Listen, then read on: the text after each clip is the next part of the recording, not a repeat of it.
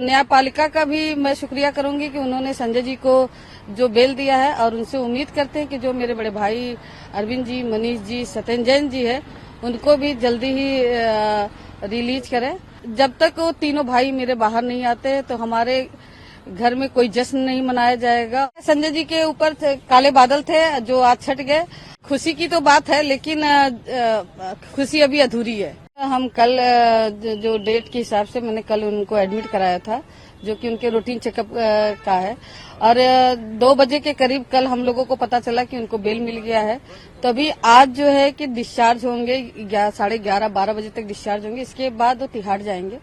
उसके बाद वहां से 2 बज सकता है, 3 बज सकता है, वहां से फिर वो रिलीज होंगे। इसके बाद जब वहां से फ्री होंगे तो इसके बाद हम लोग मंदिर दर्शन करने के लिए जाएंगे, कि भगवान का शुक्रिया करेंगे कि उन्होंने इतना बड़ा काम दिया है।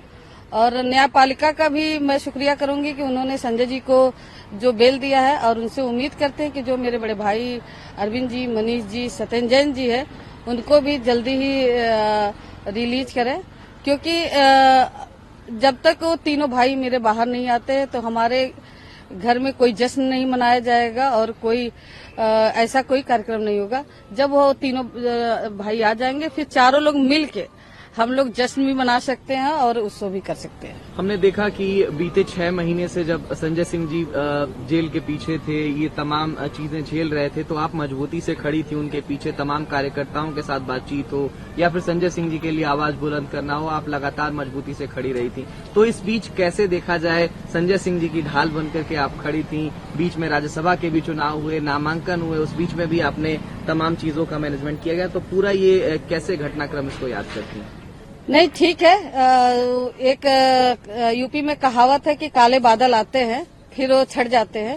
तो हो सकता है संजय जी के ऊपर काले बादल थे जो आज छट गए, और राज्यसभा में उनको दोबारा मनोनीत भी किया गया और उन्होंने शपथ भी ले ली है। और रही बात राजनीति की, तो जो न्यायपालिका ने जो कल उनको राहत दी है, तो मुझे उम्मीद है न्यायपालिका से कि जो मेरे 3 भाई और हैं उनको भी जल्दी से जल्दी रिलीज करे, राहत दे। जैसे मैं न्यायपालिका का बहुत शुक्रिया करती हूँ। संजय सिंह आज 4 बजे तक वो बाहर आ सकते हैं, तो उसके बाद का उनका क्या कुछ रुख रहेगा? जिस तरीके से वो दहाड़ते थे सदन के भीतर, और अब तो लोकसभा चुनाव भी आने वाले हैं, तो चुनाव में उनका किस तरीके से रोल रहने वाला है? और अगर हम देखें तो कल कोर्ट में ईडी की तरफ से कहा गया था कि उनकी मीडिया में जिस तरीके से वो बयान देते हैं उस पर कहीं न कहीं उनको लिमिट करना चाहिए, लेकिन कोर्ट ने इस बात से इनकार कर दिया। तो उसके बारे में भी कुछ बताइए। वो पार्टी डिसाइड करेगी कि आगे उनको ऊपर क्या दायित्व दिया जाएगा, उस हिसाब से वो अपना काम करेंगे। अब जो भी निर्देश मिला है उसके हिसाब से वो उसका पालन करेंगे। और एक राजनीतिक होने के नाते वो जो उनके अंदर है उसको तो कोई कम नहीं कर सकता, लेकिन ठीक है, जितना भी है वो पूरा सपोर्ट करेंगे पार्टी को। आपका परिवार और एक पत्नी के रूप में आप इन बीते 6 महीनों के रूप को कैसे देखती हैं, और कितना महत्वपूर्ण रहता है ये, अगर कोई व्यक्ति जेल में है और वो राजनीतिक तौर पर इतना एक्टिव रहा है, तो एक परिवार के रूप में कितना चुनौती रहती है? तमाम लोग आक्षेप भी लगाते होंगे, सवाल खड़ा करते होंगे, कुछ लोग अपनी मदद फरियाद लेकर के पहुंचते होंगे, कितनी चुनौती रहती है? मेरे घर पे जैसे पहले भी कार्य होते थे, मरीजों के इलाज होते थे और जो भी छोटे मोटे काम आते थे, वो 6 महीने भी हुए, वो काम रुके नहीं।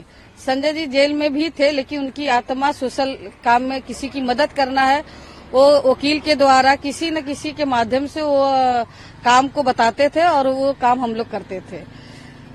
आज आपका परिवार और आप कितना खुश हैं, बस यही बता दीजिए। देखिए, खुशी की तो बात है, लेकिन खुशी अभी अधूरी है। अभी हमारे 3 भाई अंदर हैं, वो बाहर आ जाएंगे तो हो सकता है हम लोग की खुशी चौगुनी हो सकती है।